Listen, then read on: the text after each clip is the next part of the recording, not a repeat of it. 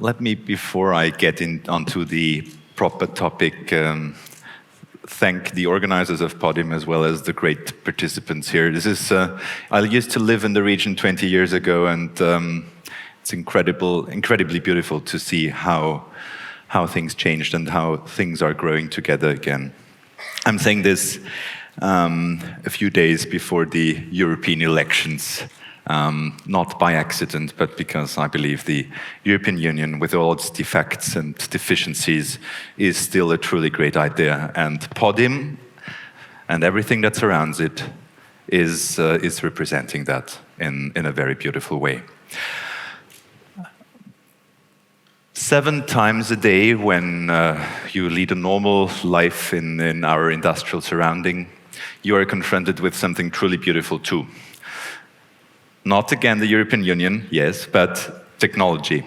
I'm really happy speaking after Sebastian because it shows that what kind of disruptive character technology can have, and basically technology brought us where we are today.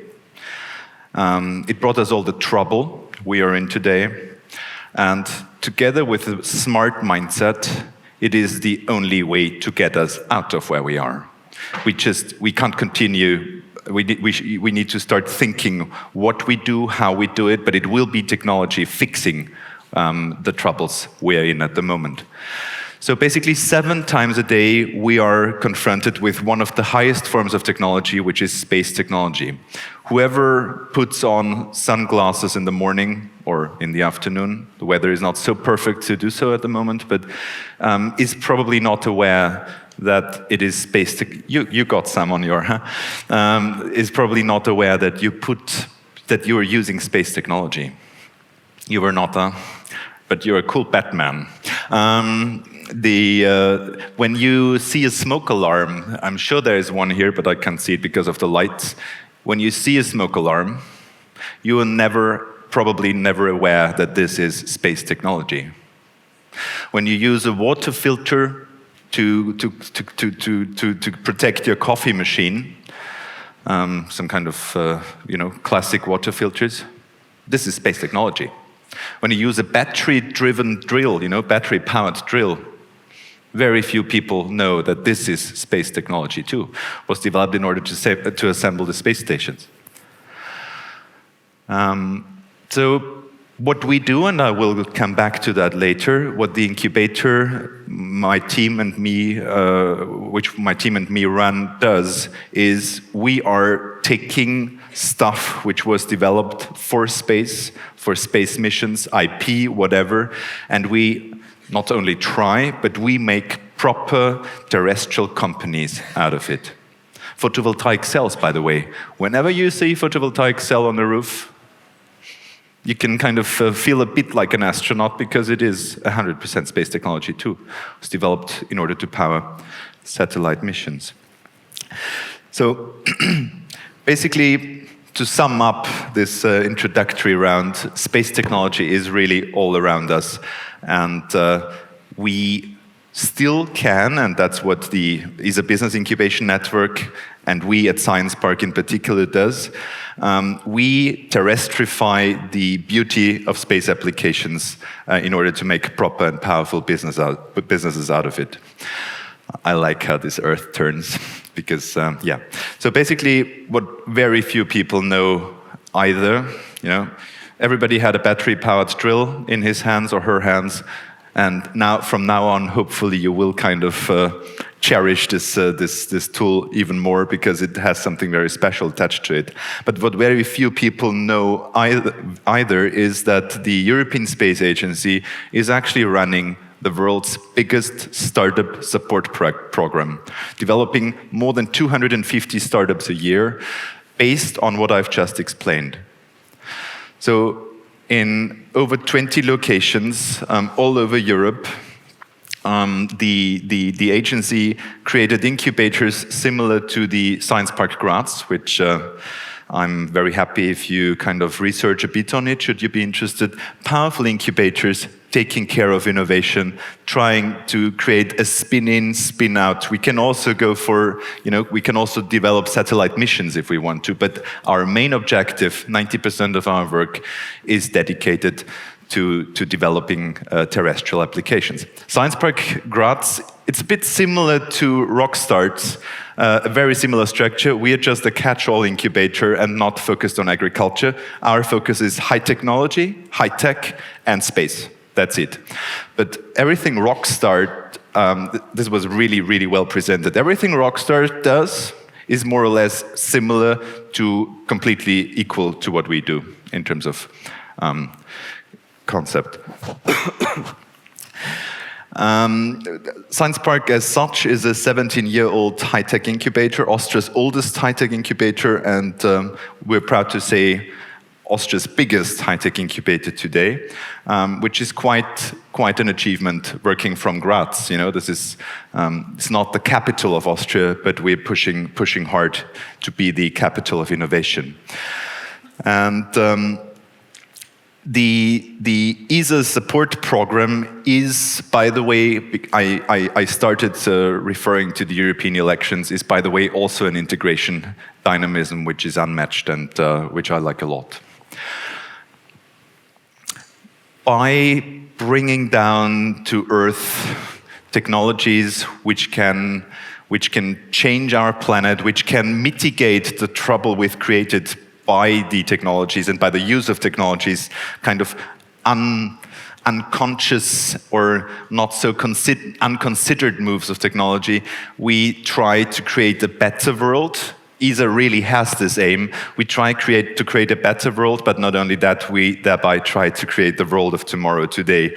And what you see here is a moon village, which no matter whether we build a village there, but which reflects the visionary character which space applications and space missions have as such.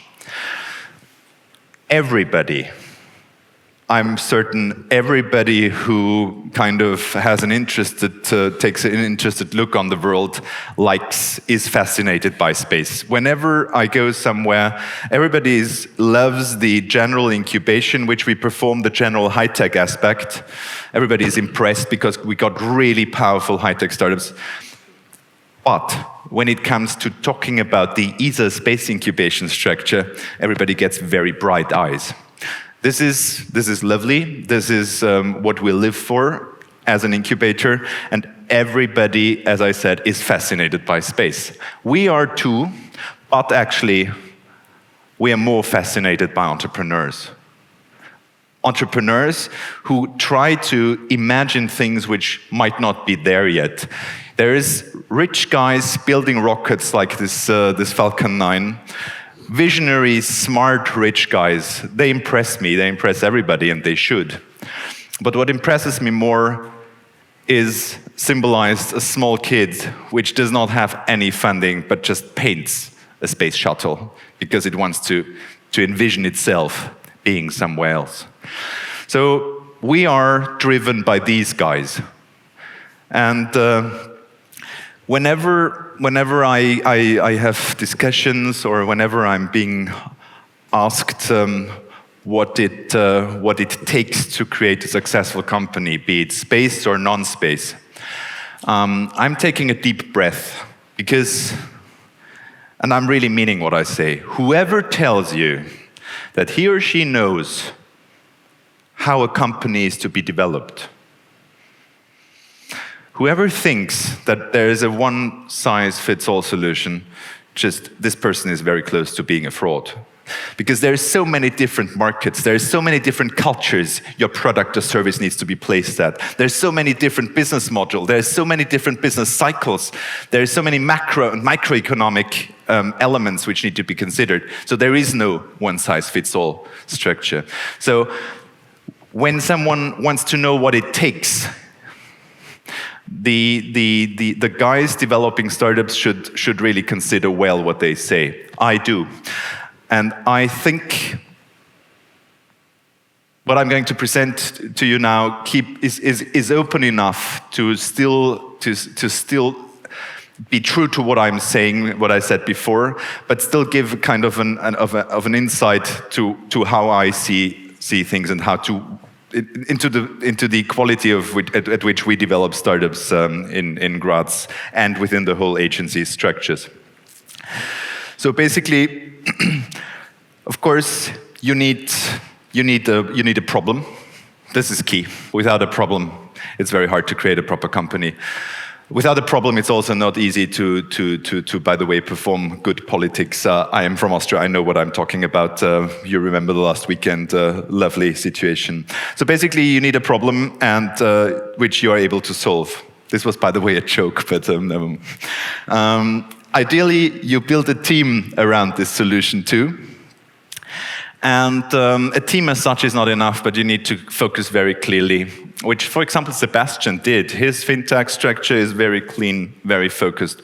And of course, it does not only help, but it is absolutely critically important that you have a market.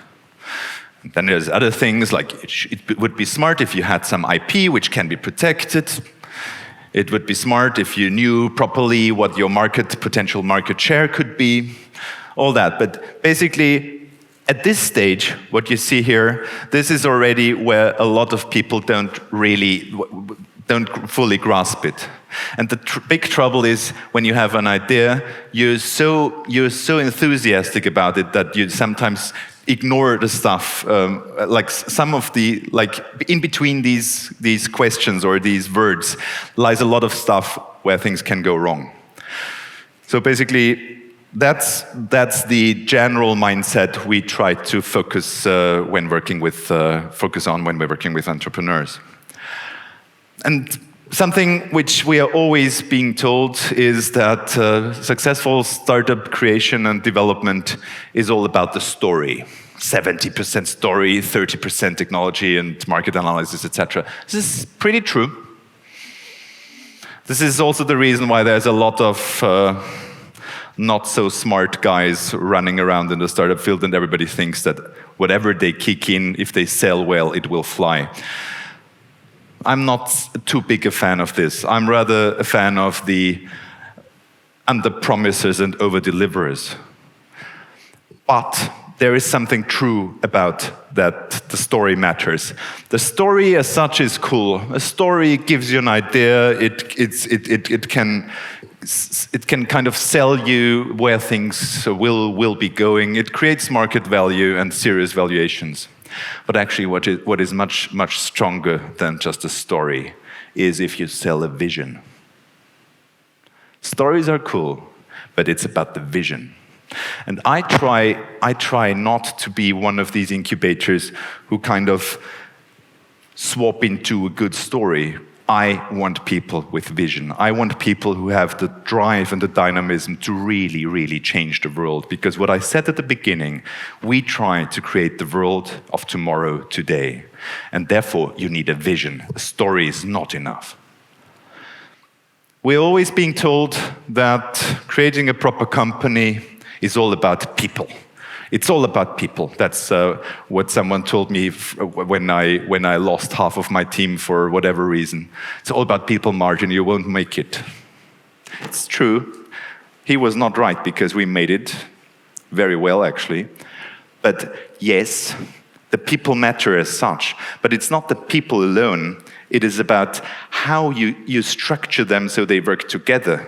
Because, it's about how you interlink, how you intertwine people. And we are, from the early beginning on, of our early childhood on, we are thrown into a highly competitive environment. There is nothing bad about competition. Those who know me are aware that I love competition. But you need to perform it at the right time, with the right people. You cannot be competitive with friends all the time, otherwise you will not be a good friend. And you cannot be competitive within a team all the time, otherwise it will not be a good team, it will be a permanent situation of war. But from our early childhood on, we're being told, your friend is able to do that, why can't you? Or if you help your friends at school, both exams will be annulated. What would the world be if we kind of started to work together? to really kind of intertwine and interlink our intellects and start competing where it's important and cooperate where we can be stronger together. This is a bit the key point when talking about it's all about people. It's all about cooperation too, and we should get better at that. And we should try to, and this is probably one generation project, but we should try to create a school system, a university system where you're being rewarded when you support someone, and not kind of put down when you do. It's also, as much as it's about people, most startups fail because they don't implement well. So yes, it's about flawless implementation. What you see here is a Luxembourg-based company planning on space mining. They got serious funding and they will do this, believe me. It will be at around 2040, 2050 that they will mine asteroids, bringing them down somewhere, landing them in the sea with such a small rocket pack, landing them in the sea and getting some of the best raw materials on the planet, because it will be on the planet then. So if you got the right people, the vision and the implementation together, what can go wrong? Actually, the real stuff, mostly, and I've been witnessing and I've been kind of guiding a lot of startups. The biggest risk for an operation is when things go right. It is when you have success, in times of success. It is when your company takes off, that people sometimes take off as well, and that they lose the ground under their feet. So basically, the biggest challenge is not so much to become successful, but to stay successful by being humble. So I put this picture because I love it. Someone who was kind of really, for 27 years, in a situation no one would want to be in, no one should be in, and who still did not break, and who still did not start kicking at his former adversaries, but who stayed humble and strong. It is the combination. Humbleness alone does not bring you anywhere, but the combination is powerful. So, like Nelson Mandela could never have been the president of South Africa had he kind of broken, or had he not been so humble, both.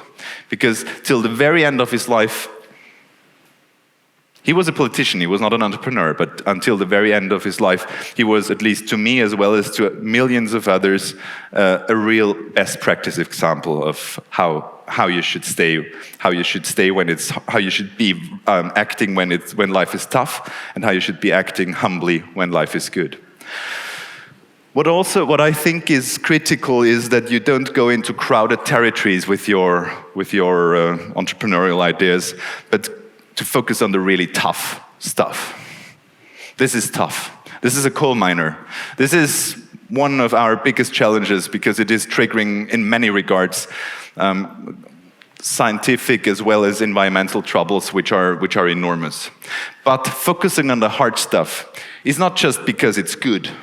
Focusing on the hard stuff is key because when things are hard, there is less competition.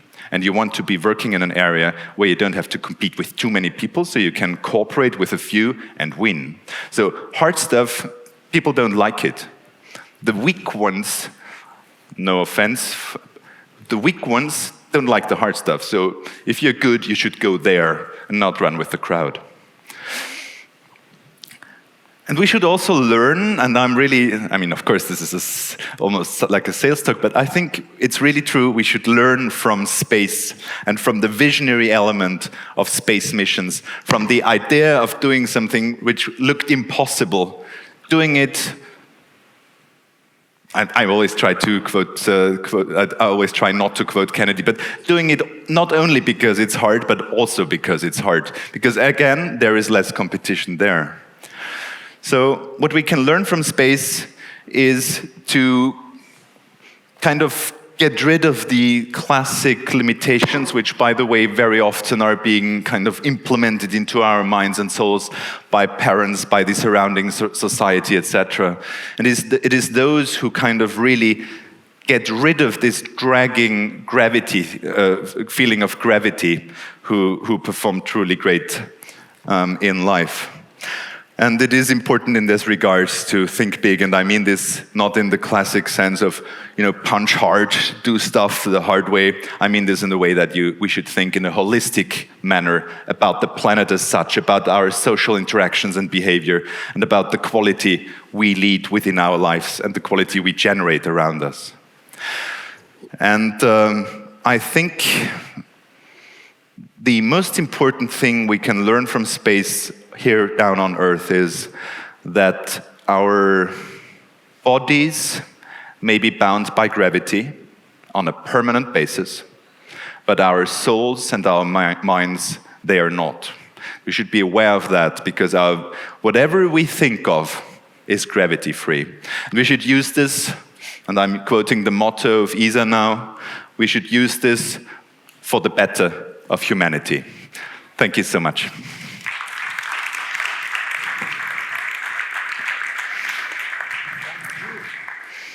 Thank you very much. Very nice slides, by the way. Thank you. What are the main mistakes made by startups, and what is your advice to them? I think one of the biggest mistakes is that you, as I said, people try to run with the crowd and go for areas where there is already a lot of competition, because it kind of, because it indicates that there is market, which is true. But of course, if you have to share the market with a few hundred other players, it's not as fun as being alone. So I think the biggest mistake is that. The second biggest is probably that the teams start as friends and mostly don't end as friends. I think this is, this is the key problem. Mostly it's not the same working with someone as kind of drinking a beer with him or her. The biggest mistake is that there is often at the beginning a lack of powerful leadership. I'm not talking about autocracy, but I'm talking about someone who's leading and who can clean up trouble. I think the main trouble is these overcrowded territory, lack of leadership, and friends starting to do business together and not staying friends anymore. Makes perfect sense. From your experiences, in which areas are the most promising opportunities for startups in the Alps-Adria region? This is a really good question. Basically, it needs to be differentiated a bit, because in the Alps-Adria region, Graz, for example, is also part of it, and Graz needs to be excluded from my answer, because Graz can do like we do. By the way, feel happy, be invited to kind of check out our startups. We got really cool startups, but the general high tech we have in Graz cannot be applied to the full Alps-Adria region, because I think the Alps-Adria region should be focusing on, to a large degree, startup-wise, on tourism. Because this is what this region, what we are strong at, extremely strong at, and where there is actually not such a big competition yet. Tourism incubators are not too largely built yet. You heard it here first. Thank you very much, Martin. It's been a pleasure. Thank you so much. Thank you.